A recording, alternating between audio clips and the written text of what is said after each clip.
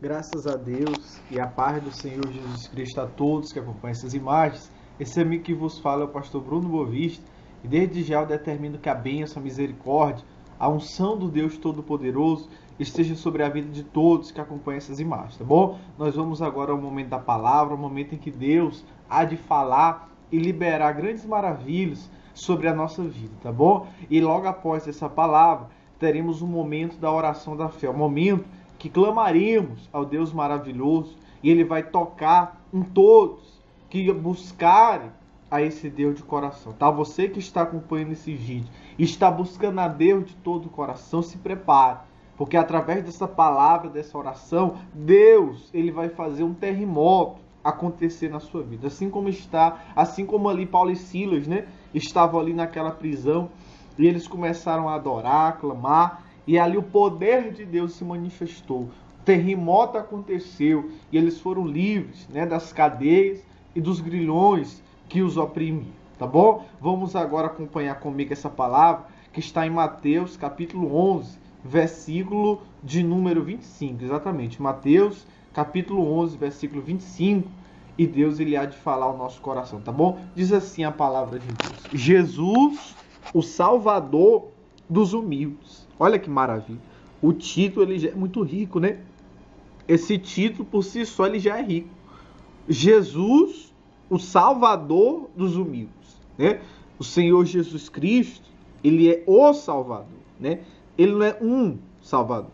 Se existissem vários que pudessem dar salvação, a vida eterna, a palavra seria assim: Jesus, um Salvador, né? Mas o artigo aí é o artigo definido, ou, né? Então, isso aí significa que Jesus ele é o único Salvador, né? Então, quando existe o Salvador, você não precisa se preocupar com intercessor esse ou intercessor aquele. Não importa se o homem A, o homem B, o homem C vai interceder por você. Não. O que importa é que existe um Salvador. O Salvador. Então, se você tiver o Salvador na sua vida, se você buscar o Salvador, você vai estar bem. Independente se intercessor A, intercessor B ou intercessor C vai fazer alguma coisa por você ou não. Melhor é ter o Salvador do que você ficar se atinando, né, com intercessor esse ou aqui. Então, Jesus, o Salvador dos humildes, né? Então, de quem que Jesus ele é o Salvador? Às vezes as pessoas acham que todo mundo está salvo, todo mundo tem salvação. Não. Ele quer salvar todos, né? Que Deus quer dar a vida eterna para todos, Ele quer. Que Deus quer socorrer a todos, Ele quer. Que Deus quer dar a cura, a libertação, a prosperidade, né? O milagre, o perdão para todos, Ele quer. Mas quem que recebe as dádivas de Deus? Quem são? São os humildes, como está escrito. Jesus, o Salvador dos humildes. Então, quem recebe as dádivas de Deus, o dom de Deus, o Espírito de Deus na sua vida, são os humildes, né? E o que é uma pessoa humilde, né? A maioria das pessoas ela acha que humilde é aquela pessoa que não tem condição.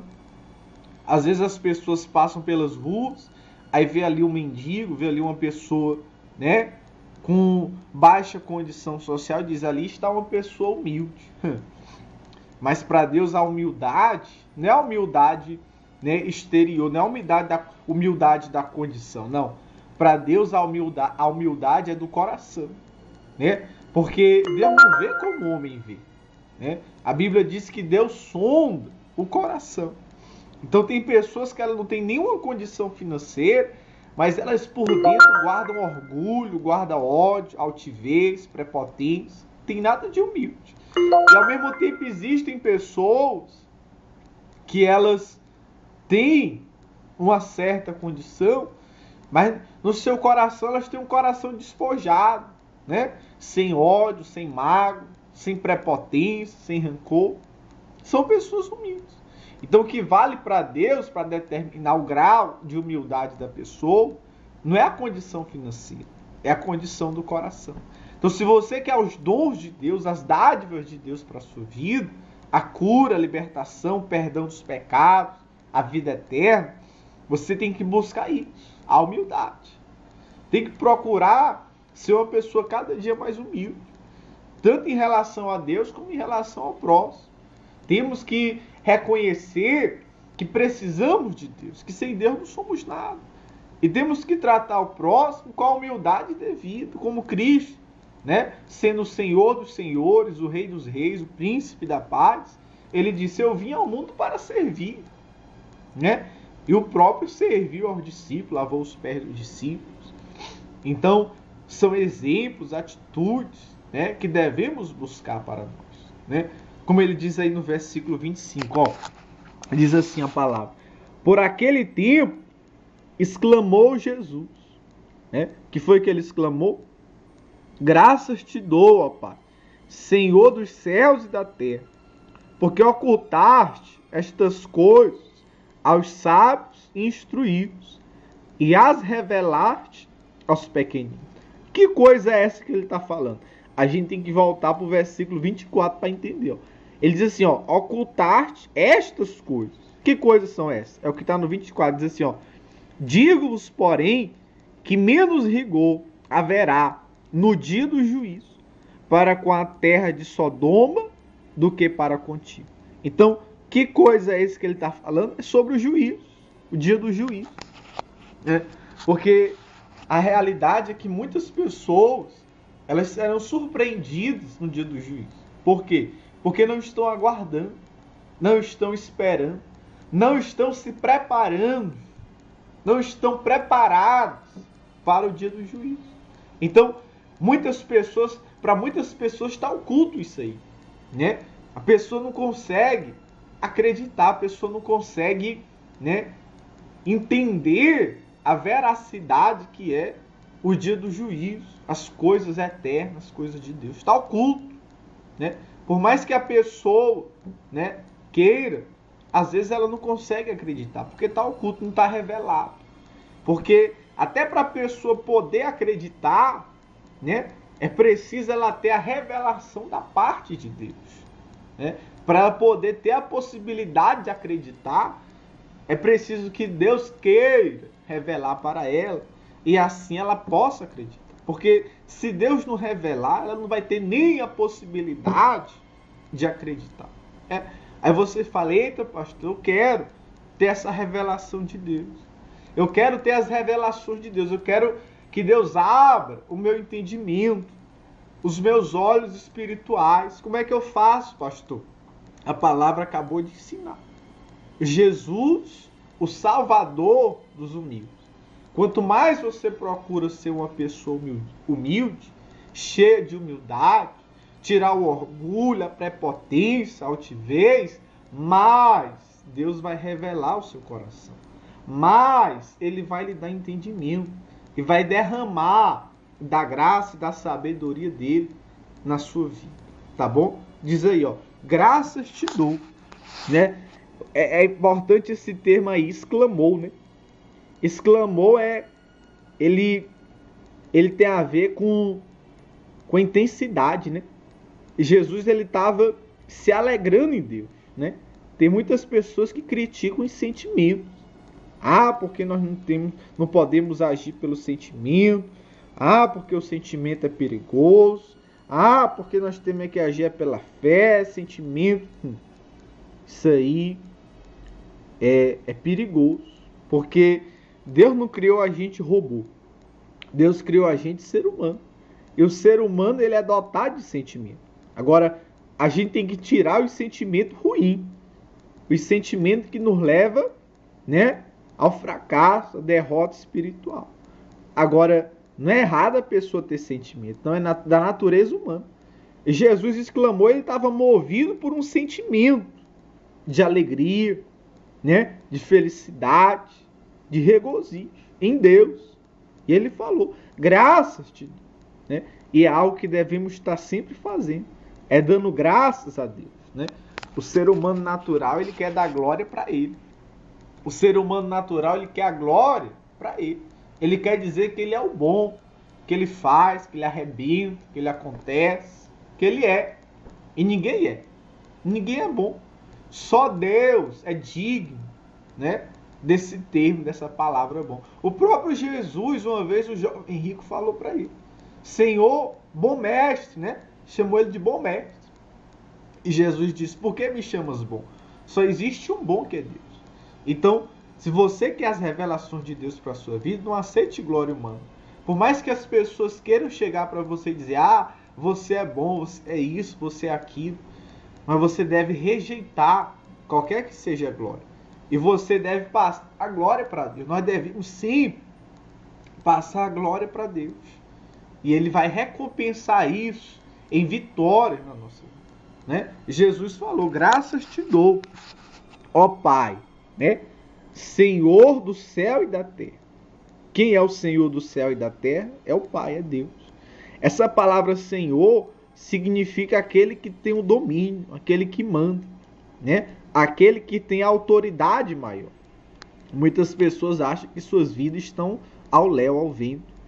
Muitas pessoas se sentem desamparadas, esquecidas por Deus. Ei, Jesus está dizendo que o Pai é o Senhor do céu e da terra, ou seja, é o Senhor da sua vida.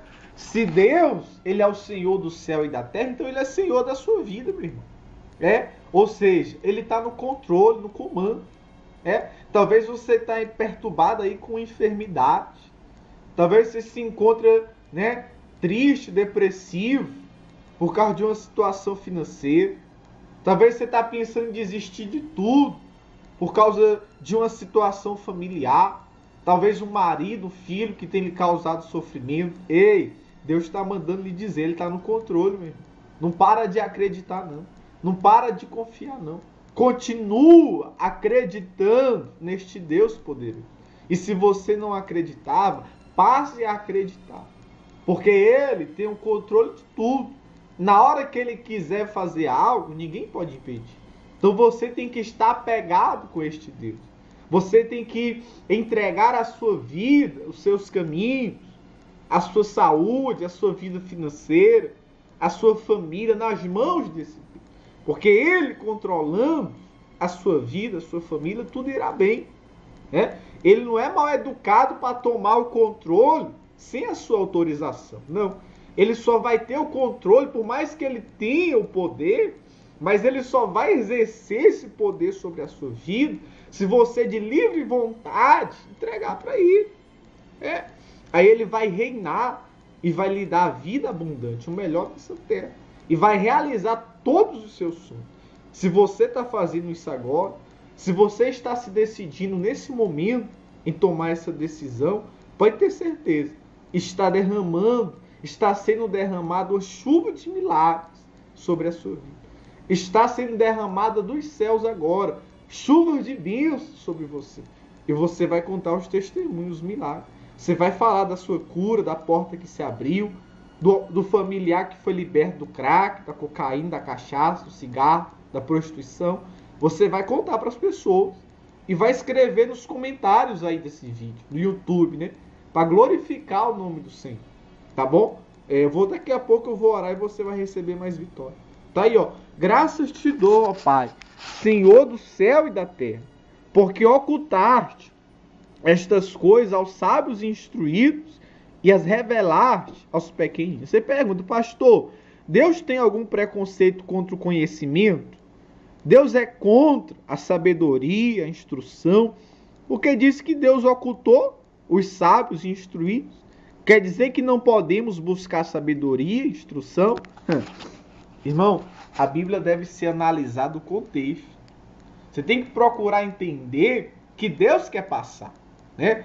A gente conhece, a gente sabe, é saber geral das pessoas, que na maioria das vezes, quando as pessoas adquirem muita sabedoria ou muita instrução, é natural para alguns a prepotência, o orgulho crescer no coração. E a pessoa se achar mais do que outros. E a pessoa passar a desprezar o próximo, a passar por cima dos outros, a pisar nos outros.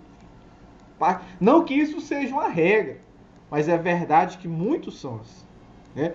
Então, não é errado, Deus não tem nada contra a sabedoria e a instrução. Mas o que a pessoa tem que vigiar é que uma vez ela adquirir na sabedoria e a instrução, ela nunca permitir que isso venha a gerar um orgulho, uma prepotência. Não, pelo contrário. Quanto mais Deus lhe der sabedoria e instrução, mais você tem que procurar ter humildade perante a Ele e as pessoas. Mas também você tem que pedir a humildade para Ele. E Ele vai te honrar cada vez mais. O versículo de número 25 ainda, concluindo, ele diz, e as revelar-te aos pequeninos. O que esses pequeninos aí? Uma vez eu perguntei na igreja, qual é a altura que a pessoa tem que ter para ela ser considerada pequenina? Será que é 1,50 m, 1,60 m? Não, isso aí não tem nada a ver com altura física, não. Esse pequenino que ele está falando aí é o coração. Um coração despojado, um coração humilde, que não guarda mágoa, não guarda rancor. É um coração pequeno, ou seja, um coração sem altivez. Um coração que se doa, um coração que ama. Coração como o de Cristo. Como ele mesmo disse, aquele que não for como criança, não pode entrar no reino dos céus. Esse criança que ele fala não é imaturidade, não é irresponsabilidade, não. Isso aí que ele está falando é não guardar mágoa, não guardar ódio. Porque criança, você sabe como é criança. As crianças brincando, daqui a pouco tem uma confusão, tem uma briga. Mas passa o tempo, daqui a pouco já estão brincando de novo. Daqui a pouco já estão amigos de novo. Então criança é assim, ser pequenino é isso daí. E é o que devemos buscar para a nossa vida. Você sabe que no mundo, sempre a humanidade foi atormentada por guerras. Sempre a existência humana foi atingida pelas guerras, Primeira Guerra Mundial, Segunda Guerra Mundial, sem falar, essas são as principais, sem falar nas outras que se tem. E sempre o mundo sofreu por isso. Por quê? Porque as pessoas não têm procurado ser pequeninas. Elas têm procurado ter salto alto, elas têm procurado status, glórias. E isso faz a pessoa sofrer, isso faz a humanidade sofrer e afasta a pessoa das revelações de Deus.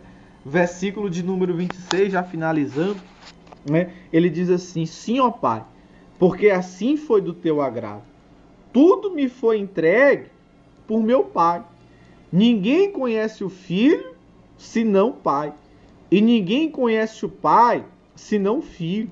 E aquele a quem o Filho o quiser revelar.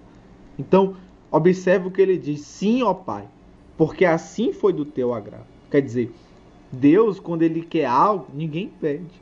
Se você quer ser feliz, se você quer ter uma vida de vitória, você tem que procurar se alinhar ao agrado de Deus.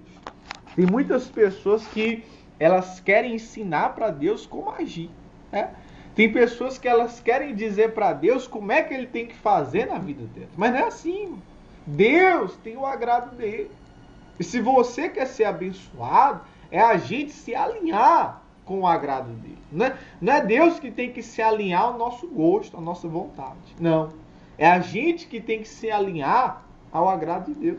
Muitas pessoas questionam a Deus. Muitas pessoas se acham no direito de questionar a Deus, questionar os mandamentos, a palavra, a vontade dele. Quem é o ser humano? Quem somos nós para questionar Deus? Não temos esse direito, esse poder, não. Pelo contrário, nós que precisamos de Deus é que temos que nos alinhar ao agrado dele. E sabe o que é mais maravilhoso? Quando a gente decide de livre vontade se aliar ao agrado de Deus, Ele também de livre vontade vai realizar o nosso sonho, os nossos desejos e coisas muito além do que a gente espera ou imagina. Será que vale a pena ou não vale? Eu desafio você. Vale a pena ou não vale você se alinhar ao agrado de Deus? Por que você não escolheu isso ainda? E por que você não tomou essa decisão? O que está faltando? Até quando vai ser preciso você sofrer?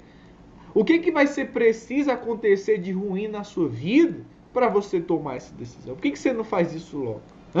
Se você tomar essa decisão e não acontecerem coisas boas na sua vida, e você não receber as bênçãos, os milagres de Deus, pode me chamar de mentiroso, de falso profeta. Pode dizer que eu sou enganador nas redes sociais, se não acontecer nada. Se você tomar essa decisão de se alinhar ao agrado de Deus e não acontecer nada de bom, pode dizer que eu sou um falso profeta, porque eu tenho certeza do que eu estou falando. Porque eu tenho provado na minha vida. Eu tenho provado. Tenho medo de falar. Então, a melhor coisa para o ser humano é ele se alinhar ao agrado de Deus. E para concluir, o versículo 27 ele diz assim: tudo me foi entregue por meu Pai. Ninguém conhece o Filho senão o Pai. E ninguém conhece o Pai senão o Filho. E aquele a quem o Filho quiser revelar. Então perceba como Deus ele concentra a vontade dele no Filho, né? Ao contrário do ser humano. O ser humano ele quer criar religiões, denominações, igrejas. Não que seja errado você ter uma denominação, não. Mas o ser humano ele quer criar separações, ele quer criar diversidades, né? De doutrina, de conceitos. Enquanto Deus não. Deus ele quer simplificar e dizer, é o Filho. E o ser humano não quer dizer a religião essa, a igreja aquela, a igreja essa. Não, é o Filho. Né? Não vá achando que porque você tem uma religião, você tem uma igreja, que isso aí significa muita coisa para Deus. Não se iluda. Deus não olha para a placa de igreja, não olha a religião, não. Para Deus o que vale é o Filho dele. Ou seja, se você está apegado com o Filho dele, se as palavras, o querer, os mandamentos de Jesus têm efeito na sua vida, então você está bem para Deus.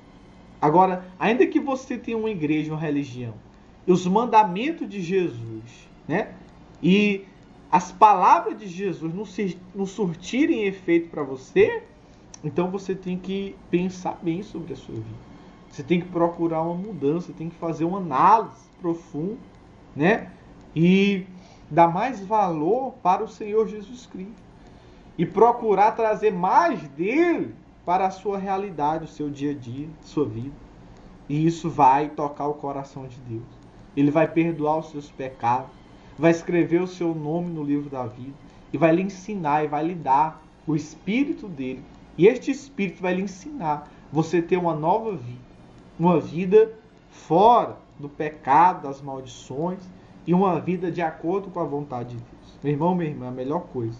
Se eu fosse você, eu faria isso agora, nesse momento, diante desse computador, desse celular. É fácil e você vai ver como vale a pena, tá? Vamos à oração agora. Guarde essa palavra no coração. Deus vai lhe honrar muito mais, tá bom? Feche os seus olhos. É momento de oração. Pai querido e Pai amado, em nome de Jesus, Pai.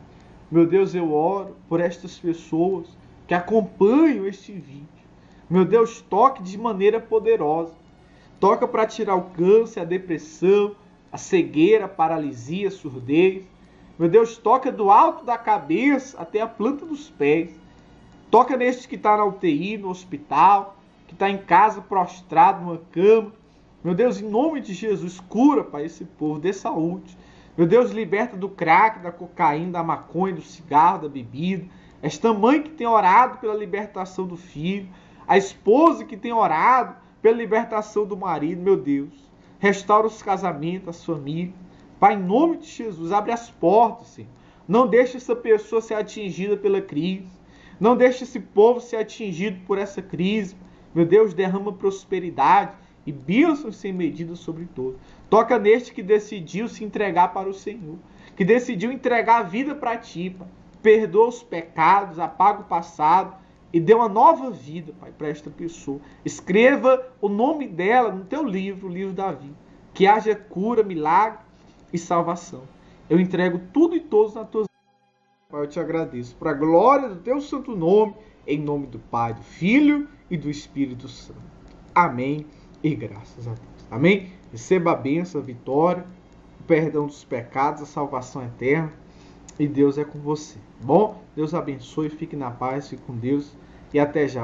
Ore pelo nosso ministério, para que Deus possa abençoar, tá? E sempre que você estiver orando por nós, Deus vai estar honrando você, tá bom? Fique na paz, fique com Deus. Deus abençoe. Até já.